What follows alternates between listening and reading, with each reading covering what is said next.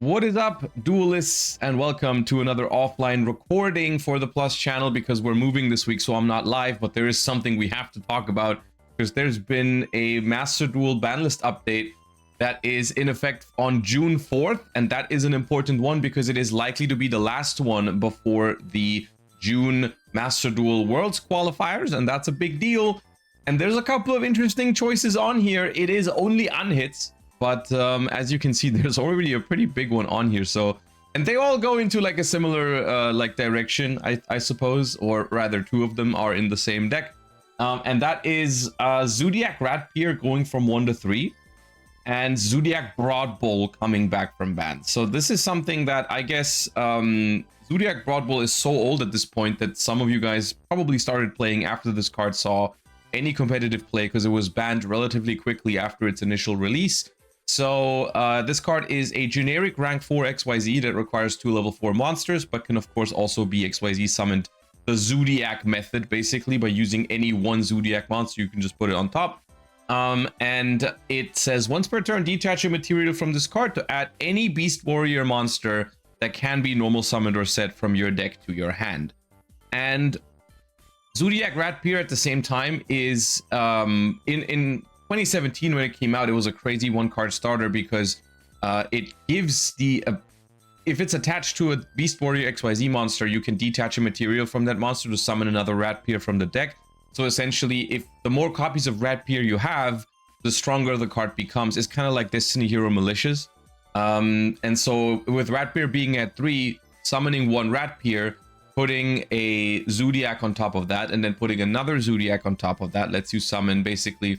So the way it works with Zodiacs is you reset the once per turn, because let's say you have a Ratpier, you would put a Chakanine on top, and then you would put a Borbo on top of that one. It doesn't matter which one for this example. You would use the effect detach not the Ratpier from the monster, summon another Ratpier from the deck. Then you can overlay another, let's say, Broad Bull on top of that one. You can use the effect to summon another Ratpier from the deck again. So that way, one Ratpier turns into 3 monsters, 2 of which are level 4. So you can make more rank 4 plays with those. Also with Zodiac Chakanine coming out later down the line, now, as it stands now, one Zodiac Ratpier will be 4 monsters. Which in 2017 standards was crazy. In modern Yu-Gi-Oh standards, I genuinely think the Ratpier part is fine. It's powerful, potentially, but it's probably okay, if you ask me. However, I do think we need to talk about Zodiac Broad Bull. There's a lot of things that this card can do, even outside of Zodiac decks. But just let's talk about the Zodiac perspective first, because like, okay, with 3 Ratpiers and Broad Bull legal, let's say you have Barrage is also allowed, Tanky is allowed, so you have a lot of ways to access Zodiac Ratpier. If you start with Ratpier, you can send a Ram from your deck to the graveyard. You can then overlay into anything that you don't need, like let's say a Borbo, and then you put a Chakanine on top. You can use the Chakanine to bring back the Ram. Then you would overlay, let's say, Broad Bull on top of the Chakanine. You can search any Beast Warrior in your deck, overlay a Hammer Kong on top of that, detach to get another Ratpier, and so on and so forth. Eventually, you can even use if you want to, you can use Dryden to destroy your own Ram to get back another monster from the graveyard.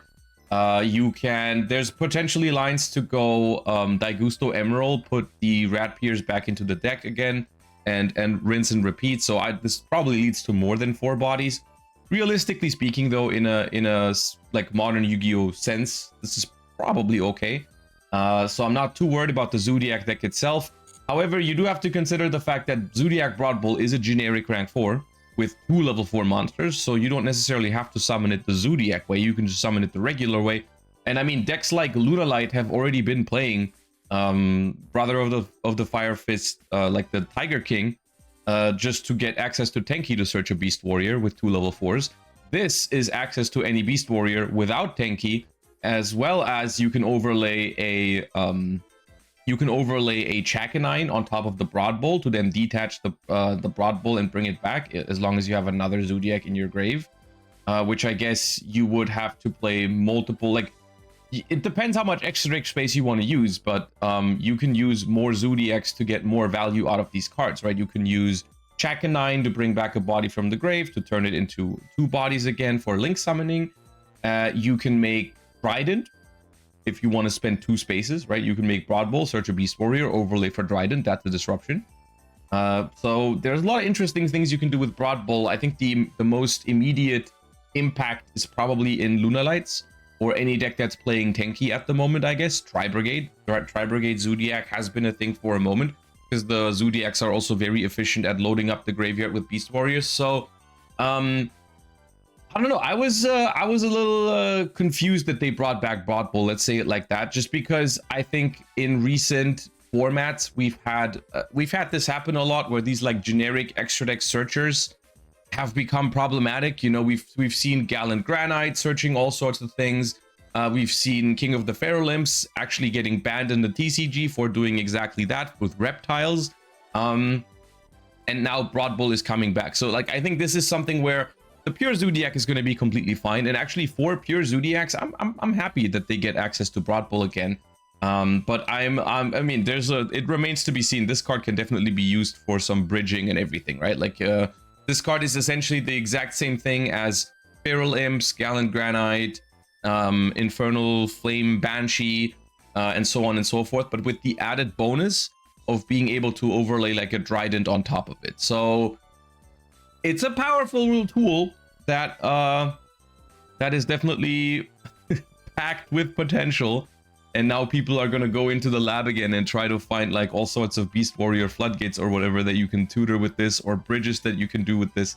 And we'll see. I've already seen people talk about like, oh yeah, Beast Warrior, that's the Radiant Typhoon. So Mecha rank 4, you can search Radiant Typhoon Swen, and there you go. And then you can make a Dryden on top of that. So it's all right, I guess. I don't think this card is gonna like completely break the game immediately, but I do think there's very real potential with specifically Zodiac Broad Bowl. But let me know what you think about that one in particular, because I don't know how to feel about it.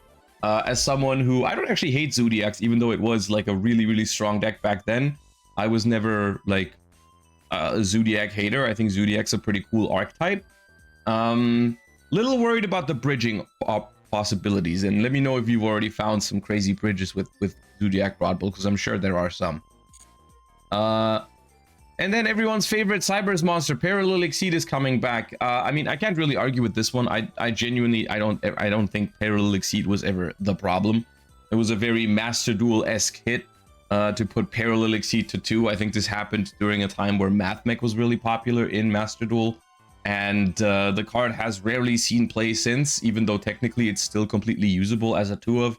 And Math Mech in general is not really a thing at the moment. You know, Malice has been the main Cybers deck forever now, and I think it still will be. So I can't really argue with this one. You know, even as the certified Cybers hater that I am, I don't think Parallel Exceed is the issue or anything like that. So it's fine.